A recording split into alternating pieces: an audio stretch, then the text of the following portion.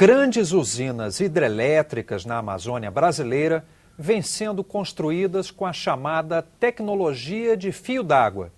Elas produzem bem menos energia que as usinas tradicionais e, portanto, saem mais caro.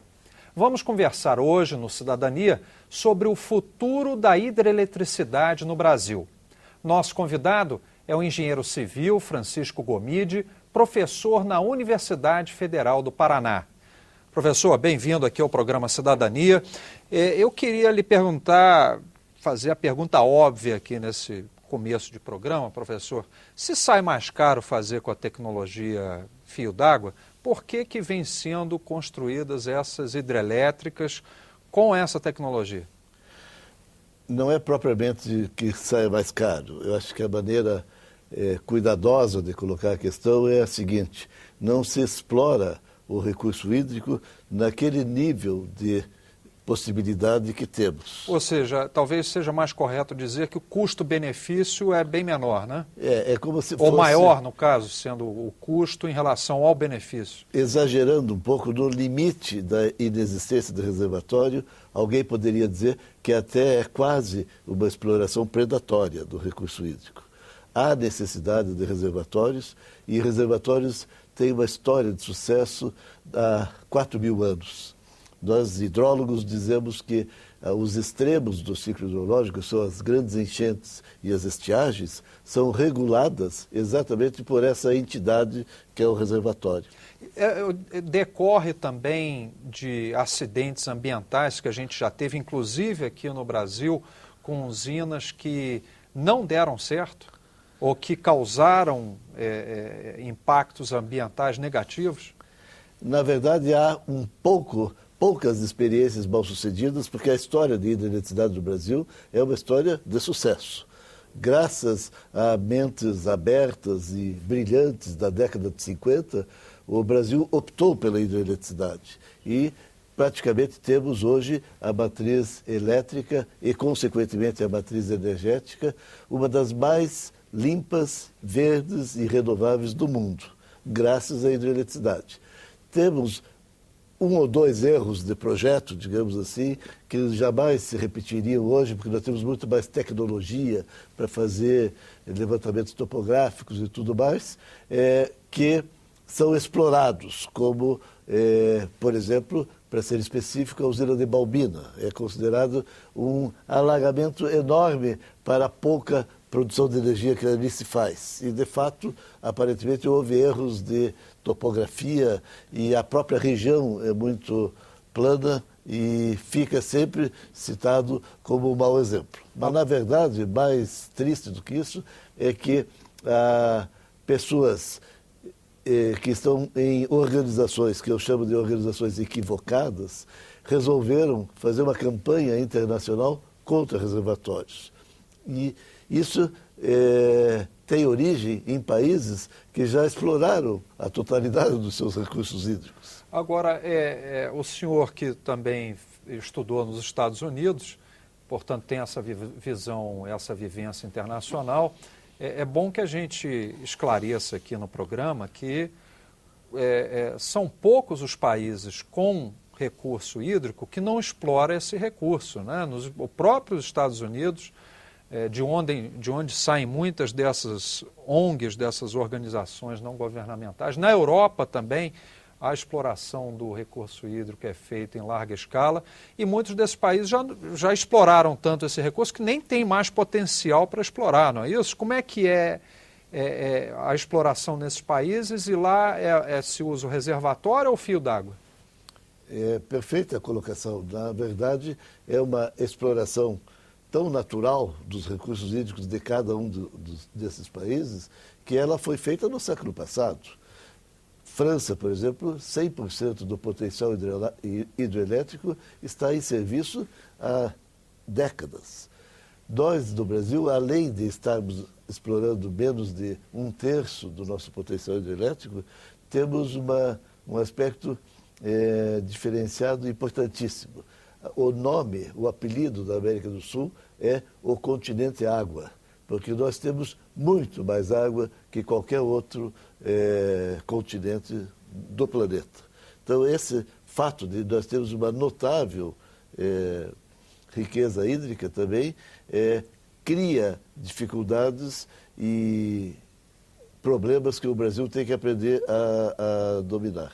Agora, se a gente faz um paralelo, por exemplo, com outro fenômeno que está acontecendo no mundo hoje, também lá nos Estados Unidos, que é o gás de xisto, que está se apresentando aí como uma possibilidade de quebra de paradigma, inclusive, e menor dependência do petróleo. No final das contas, o que a gente está falando realmente é de ganho de competitividade, porque você vai ter acesso a uma energia mais barata e isso vai ser transferido para o preço dos seus produtos, para o desenvolvimento da sua economia. E essa ideia aqui de aproveitar o recurso hídrico aqui no Brasil também, né? De você dar competitividade ao país no mundo globalizado, não é isso? Exatamente. Por isso que, respeitando o título dado para essa entrevista sobre o futuro da hidroeletricidade do Brasil, eu diria, o futuro é brilhante. Basta que nós continuemos nessa direção de aproveitar esse recurso e essa riqueza extraordinária do nosso país.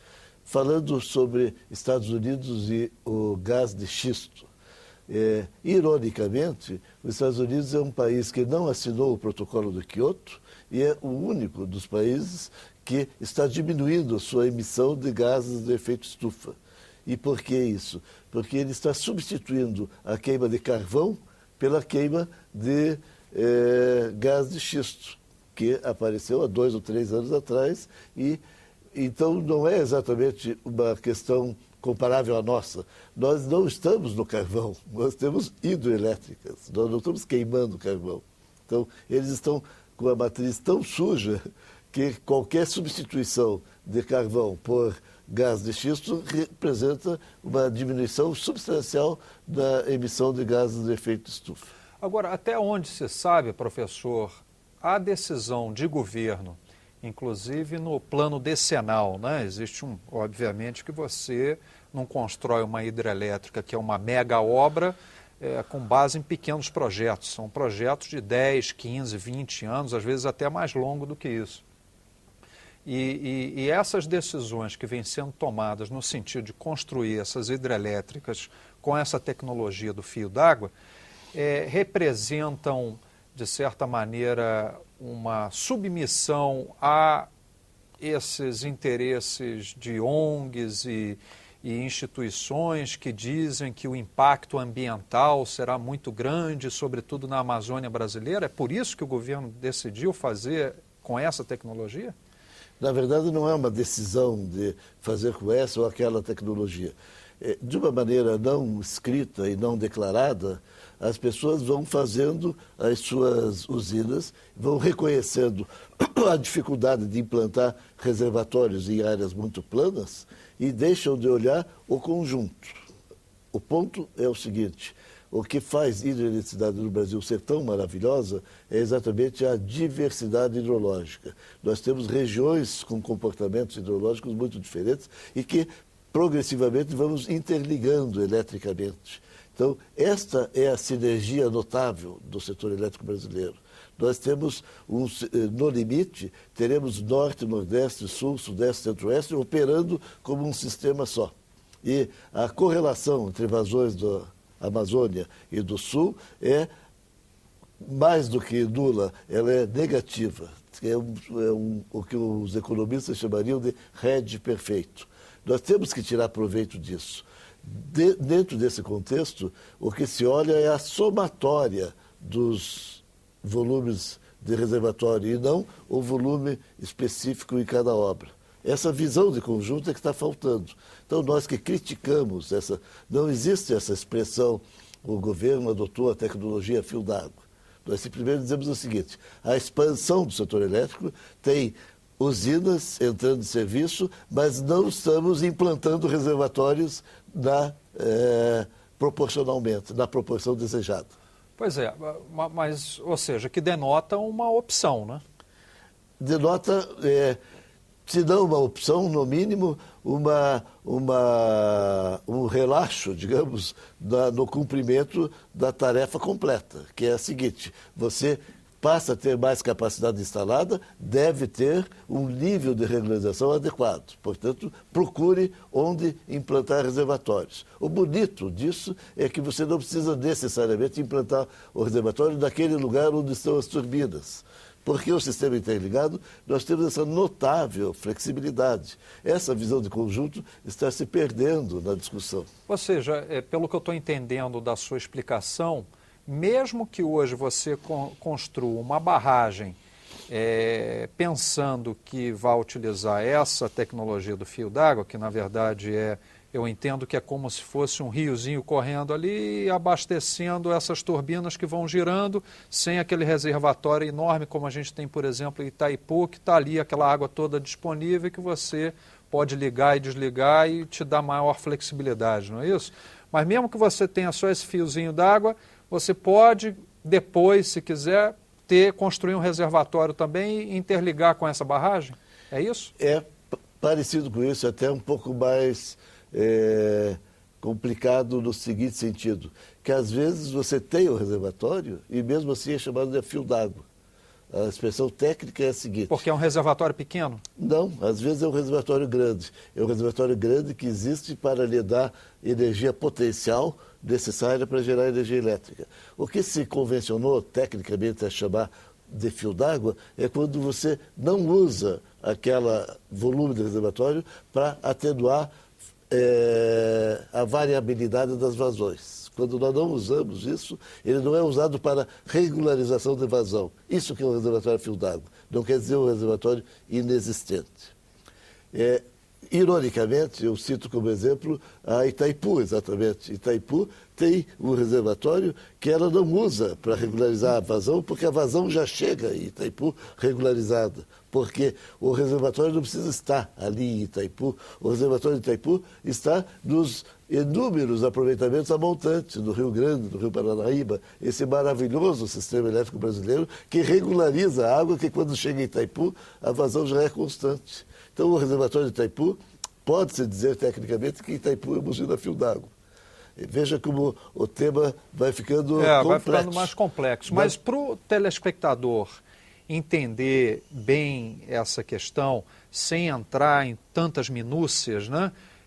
Porque realmente aí se torna de difícil compreensão para quem está assistindo isso pela TV, o que a gente pode dizer, inclusive, com relação a outros países nos quais existem organizações, como eu disse antes, que às vezes atacam o possível impacto ambiental causado pelos reservatórios, mas nesses outros países eles usam reservatórios também? Sim, vamos usar, tentar deixar a questão mais fácil de explicar. Vamos medir o tamanho do reservatório, não em volumes, como metros cúbicos ou quilômetros cúbicos. Vamos medi-lo da seguinte maneira: em número de dias que a vazão média nesse local leva para enchê-lo. Essa é uma maneira que os hidrólogos gostam de medir.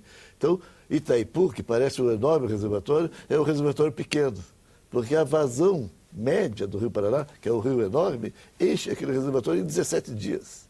Então, ele é hidrologicamente pequeno.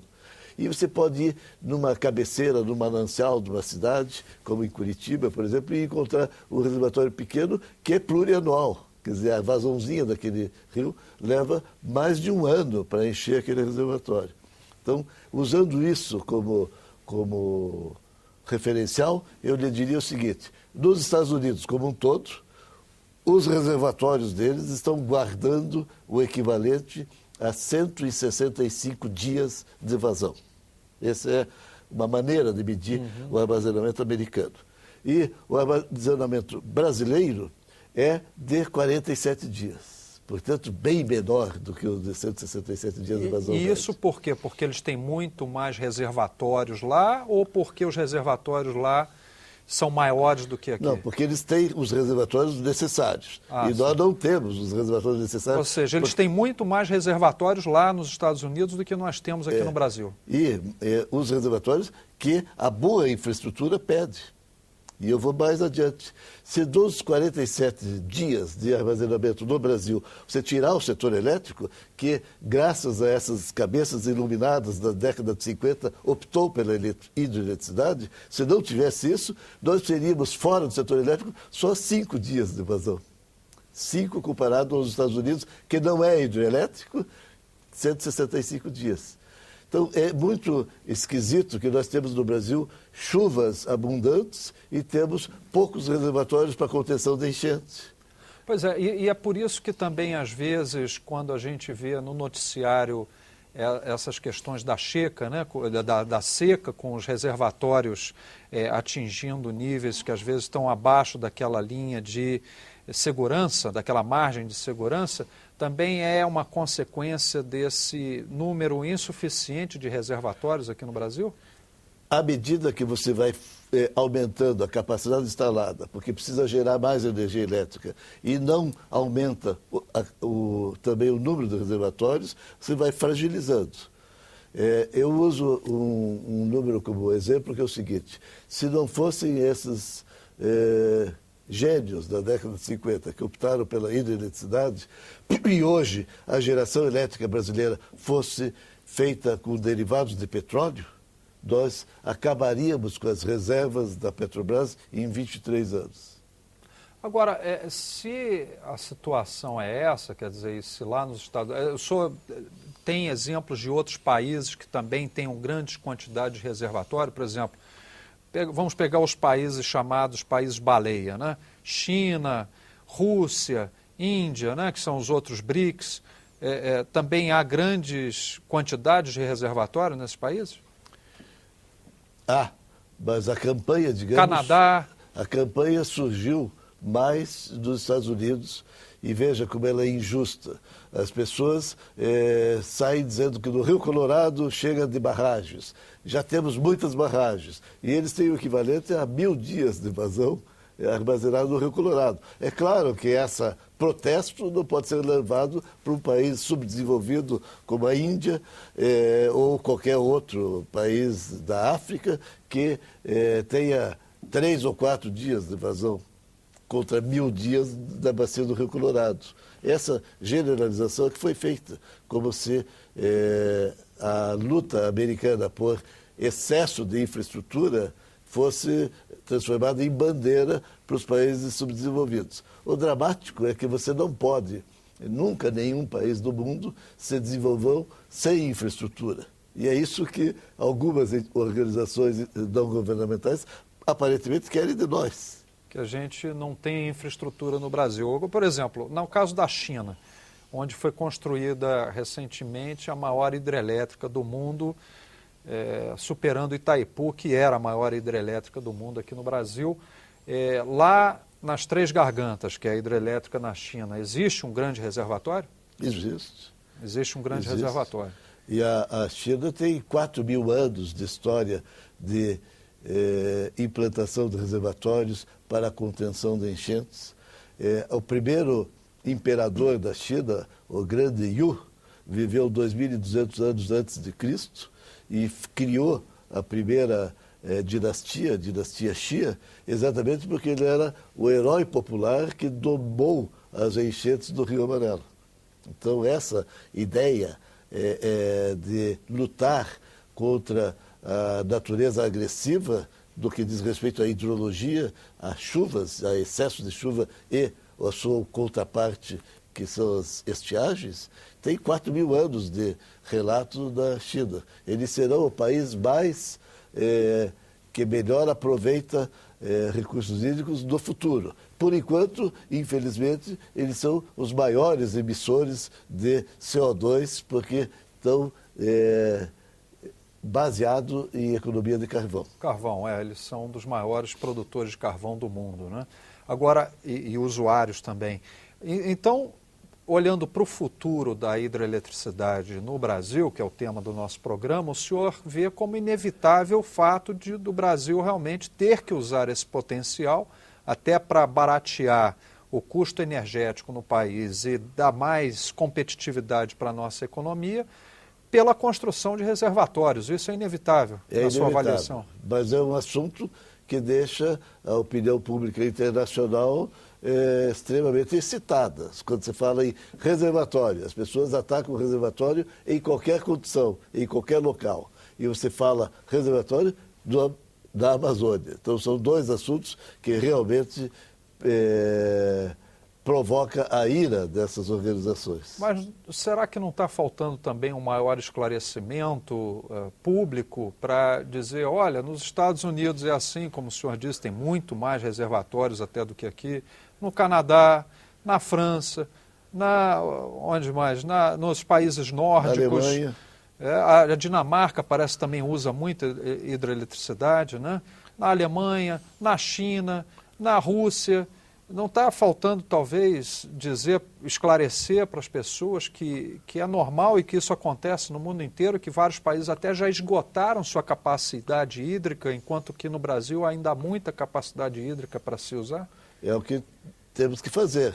No entanto, há 30 anos, essas organizações estão falando que reservatórios criam impactos ambientais intoleráveis. E pressionam o Banco Mundial. O Banco Mundial ficou anos e anos sem financiar hidrelétricas por causa da pressão dessas organizações. Daí, finalmente, em 2004, veja, parece ridículo, mas a discussão é a seguinte: essas organizações internacionais, depois de um quarto de século de lobby, conseguiram convencer o planeta de que hidroeletricidade não é energia renovável.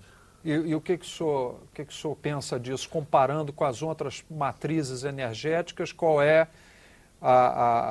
o grau de limpeza da hidroeletricidade? É perfeita. Além de ser a mais barata, ela é a de menor efeito ambiental. As únicas formas de energia comparáveis é solar, que é extremamente cara, e eólica, que é uma energia, digamos, rebelde, que só vai gerar instável, né? se tiver vento. Ela para de ventar, ela também não tem reservatório. E, aliás, a eólica, que deve ser aproveitada por nós, ela perde maior responsabilidade dos reservatórios de hidroeletricidade, porque eles que suprem a hora que falta o vento, porque a eólica não é armazenável também. Então, fora essas duas exceções, é a de menor impacto ambiental. Ou seja, assim, resumindo isso tudo, se o Brasil quer continuar crescendo, se o Brasil quer se desenvolver, sem dúvida vai ter que olhar com atenção para essa questão e se colocar nos padrões internacionais e olhar o que aconteceu em países que conseguiram realmente desenvolver as suas economias e avançar nesse processo de desenvolvimento não só econômico, mas social também, né? Mas o padrão internacional tem esses detalhes. A pessoa está ali cheia de eletricidade, gasta 4 vezes mais eletricidade per capita do que nós, mas está protestando contra a sua hidrelétrica. Quantos americanos vieram? O próprio Cameron, daquele filme Avatar, que é uma ideia explorando em cima daquela ideia do Gaia, do planeta. Ele fez um filme maravilhoso, que é o Avatar, e veio até o Brasil protestar contra obras da Amazônia. Até a revista que relata a sua passagem do Brasil termina assim. Daí retirou-se para a sua bem iluminada taba em Los Angeles. Quer dizer, depois de fazer o seu proselitismo aqui. Eu não canso de me surpreender que, de fato, uma entidade do nível do Banco Mundial teve que emitir uma declaração pública dizendo que ele, Banco Mundial, considera, sim, hidroeletricidade inequivocamente renovável. Para um banco desse porte ter que dar essa declaração, que parece óbvia, você vê o quanto houve de pressão. Professor, eu queria agradecer aqui a sua presença em nossos estúdios, agradecer a entrevista e queria agradecer também àqueles que nos acompanharam. Se houver alguma dúvida, alguma crítica, sugestão, entre em nossa página na internet www.senado.leg.br/TV. Até a próxima.